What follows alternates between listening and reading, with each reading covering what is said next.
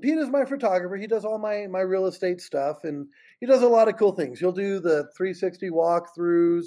He'll do video if you want, and he does floor plans.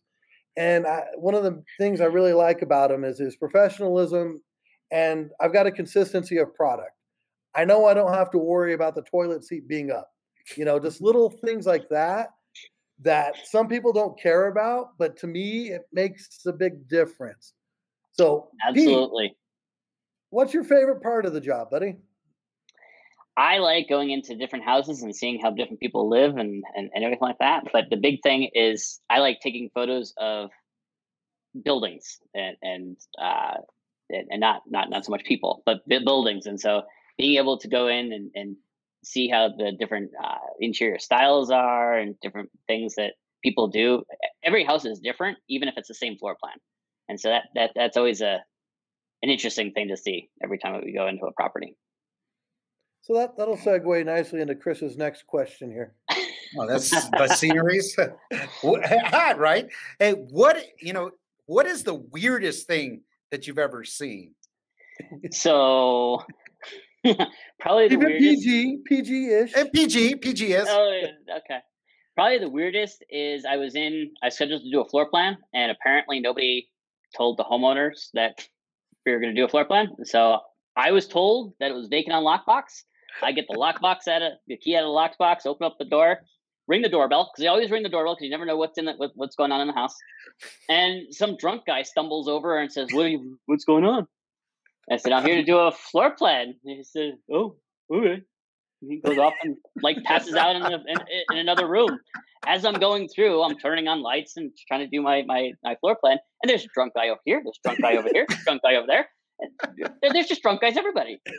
And I went to go do the bathroom, and a guy with his pants halfway down comes. It's like, okay, you use the bathroom. I'll be back. Okay.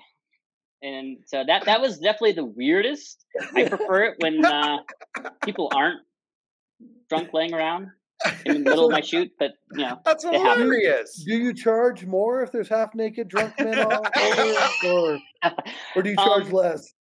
I charge more now. That's an additional fee. It's an extra surcharge. That's a surcharge. Oh my gosh, that's hilarious. That's horrible. Yeah. And what's funny is that I've done a lot for that broker since then, and that's just the craziest one I've had to do. Wow. It's just crazy. I think that's weird. It's funny, but it is weird. All right, yeah. So we'll move on to some okay.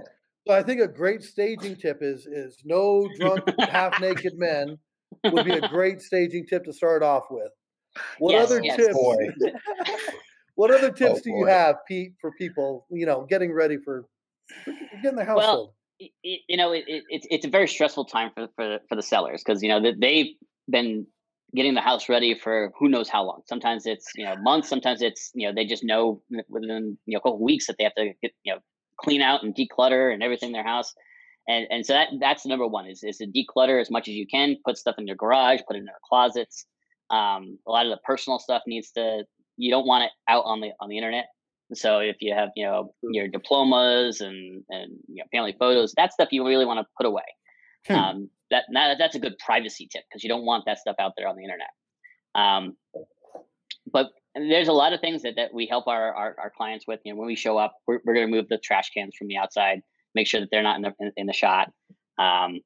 Pull them out to the street or put them in the garage, type of thing. Cars are the number. When we get there, we always go knock on the door, say hi to everybody, and then hey, can you move your car? Because it's always in the front of the house. Think about that, right? It's always in the driveway, because people just don't think about moving their vehicle. They park and then that's just where their car lives. But we don't want cars in the shot.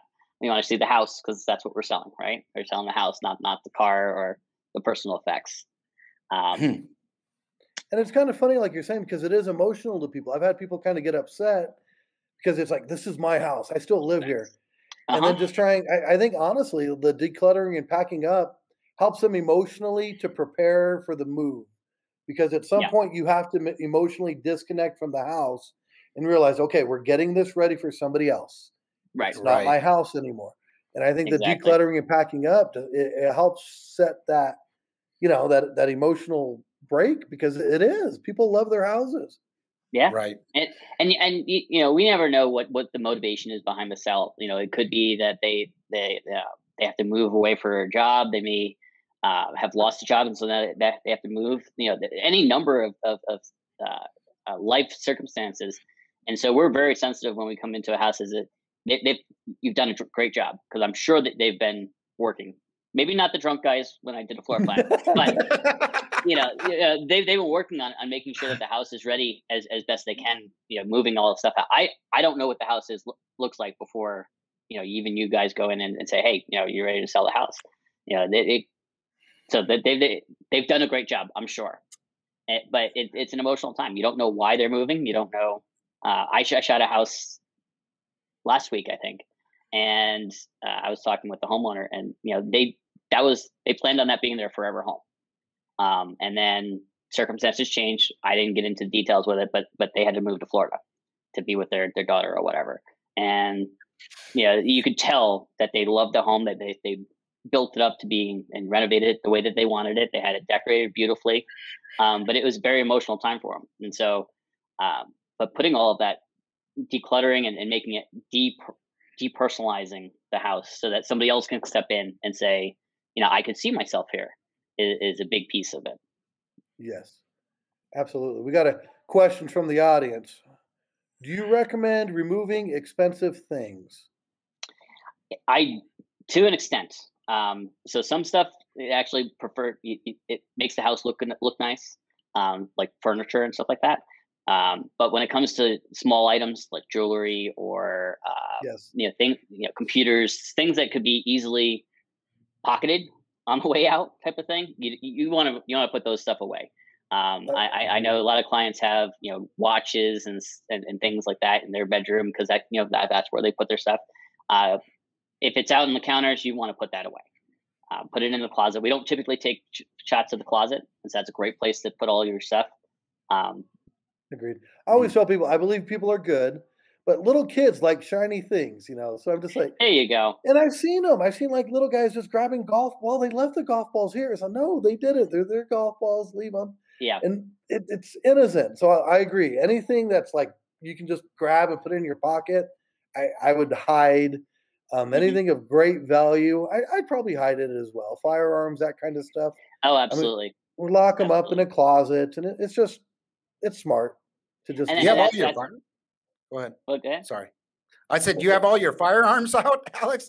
Shoot, I don't even just want to leave go to them your house. out. It's like guns right there. And Don't you? You don't leave it on the table, and yeah, it's like, come to my house. it's like my best friend. And that's actually one of the things that we do is we avoid shots of the gun safe or anything like that, so we don't draw attention to, hey, there may be some valuables in the home. And so, I think that's a great a lot of times safes and stuff are in the middle of closets or bedrooms, or I've had them in the middle of dining rooms and whatnot, because they're larger sometimes, and that's the only place they can put it. And so we avoid direct shots of that, so that we don't put, hey, there's potentially something of value here. You should come in with a truck and hook a chain up to it. Right.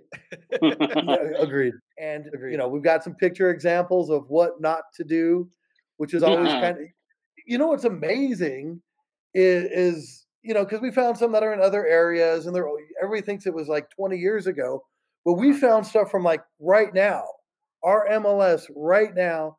It just embarrassing almost, because it's things they could do. It's not like even just keeping people out of it. Right. Oh, it's and what blows my mind is, because then I'll look to see what commission they charge. I'm like, wow, this guy is charging the same as what I do, and I do a lot more professional of a job. That's always blows my mind. That is so crazy.